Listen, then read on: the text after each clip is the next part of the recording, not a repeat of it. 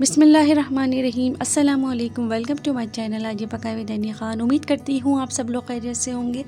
आज मैं आप लोगों को सिंपल चिकन पुलाव बिरयानी की रेसिपी दूंगी जो बहुत ही मज़ेदार सी बनेगी।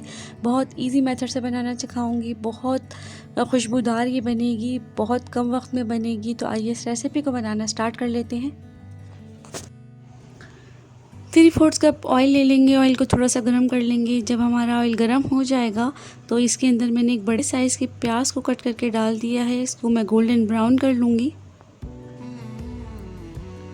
प्याज गोल्डन ब्राउन हो गई है तो इसको मैं निकाल लूँगी क्योंकि हमें ये पुलाव पे स्प्रिंकल करनी है। तो प्याज मैंने निकाल ली है। अब उसी ऑयल के अंदर हम चिकन को डाल देंगे और फ्राई करेंगे। तो इसके अंदर मैंने 1 किलो चिकन ली है और चिकन ऐसी है जो जल्दी से गल जाने वाली है क्योंकि हम ये रेसिपी मेहमानों के लिए बना रहे हैं। और गोश्त मैंने थाइस का लिया है, सीने का लिया है और 2 टेबल स्पून हम अदरक लहसुन का पेस्ट शामिल कर देंगे और 10 मिनट तक इसको फ्राई करेंगे। 4 अदद मैंने मीडियम साइज़ के टमाटरों को कट कर लिया है, वो इसके अंदर डाल दूंगी। और 12 अदद हरी मिर्चों का मैंने पानी डालकर पेस्ट सा बना लिया है। हरी मिर्ची आप अपने टेस्ट के अकॉर्डिंग डालिएगा, कम या ज़्यादा आप कर सकते हैं क्योंकि इसके अंदर काली मिर्चों का पाउडर भी जाएगा।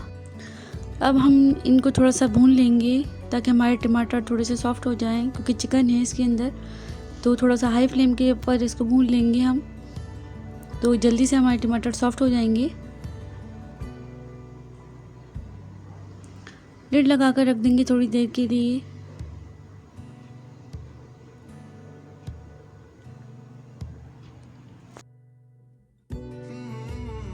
जब तक चिकन भुन रहा है और टमाटर सॉफ्ट हो रहे हैं तो मैं बता दूं कि ये मसाले इसमें जाएंगे। 1.5 टीस्पून ज़ीरा है, 1/2 टीस्पून काली मिर्च है, 1 तेज़पात है, 4 हरी इलायची, 1 बड़ी इलायची, 1/2 टीस्पून लौंग,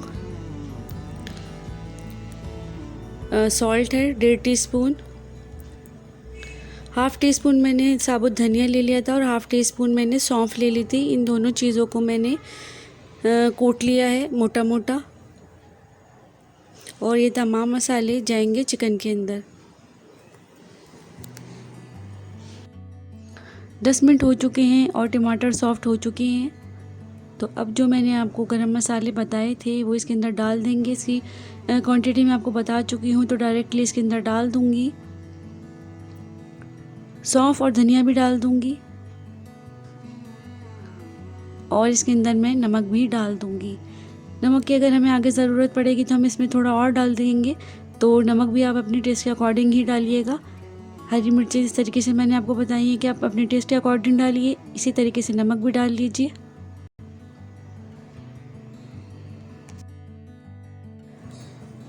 अब हमारी तकरीबन चिकन डन हो चुकी है। तो अब मैं इसको थोड़ा सा चलाकर और इसके ऊपर मैं डालूँगी पिसी हुई काली मिर्च 1/2 टीस्पून,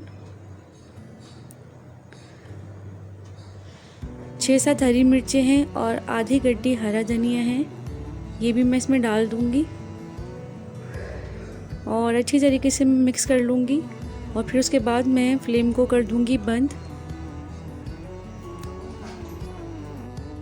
मैंने चिकन को बड़े पतीले में ट्रांसफ़र कर दिया है क्योंकि हमें अब इसके अंदर राइस डालने हैं। हमारे चावल अच्छे बने और खिले खिले बने तो मैंने इसलिए इसको बड़े पतीले में डाला है। 1 किलो चिकन के लिए मैंने 3 पाव चावलों का इस्तेमाल किया है और मैं इसमें इतना ही पानी शामिल करूँगी जिसमें ये अच्छी तरीके से भीग कर पक जाएँ।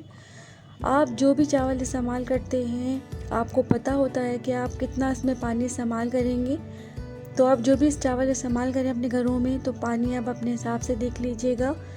मैं आपको यही कहूँगी कि अगर आप पुलाव या बिरयानी बनाएं तो बासमती चावल इस्तेमाल किया करें, उसका बहुत ही अच्छा रिज़ल्ट होता है, बहुत अच्छा रिज़ल्ट देते हैं वो बनने के बाद। और मैंने इसका नमक चेक किया था तो मुझे इसमें थोड़ा नमक भी कम लग रहा है तो मैं इसके अंदर नमक भी शामिल करूँगी। तो 1/2 टेबल स्पून मैंने इसमें नमक शामिल किया है, आपको भी लगे तो आप भी डाल लीजिएगा। और अब हम इसको दम देंगे। अब राइस को थोड़ा सा दम आ गया है तो मैंने थोड़े से पानी के अंदर जर्दे के कलर को घोल लिया था ताकि मैं इसके ऊपर डाल दूं। तो अब मैं थोड़ा सा जर्दे का कलर इस पर डाल दूंगी ताकि अच्छा सा कलर आ जाए पुलाव में। और जो मैंने प्याज को ब्राउन करके रखा था वो भी इसके ऊपर स्प्रिंकल कर दूंगी और दोबारा से मैं इसको दम लगा दूंगी। अब कर लेते हैं राइस को चेक, और बहुत ही कमाल की खुशबू आ रही है, बहुत मज़ेदार सी। आप ज़रूर ट्राई कीजिएगा इस पुलाव को। और काफ़ी अच्छे खिले खिले चावल बने हैं, देखें।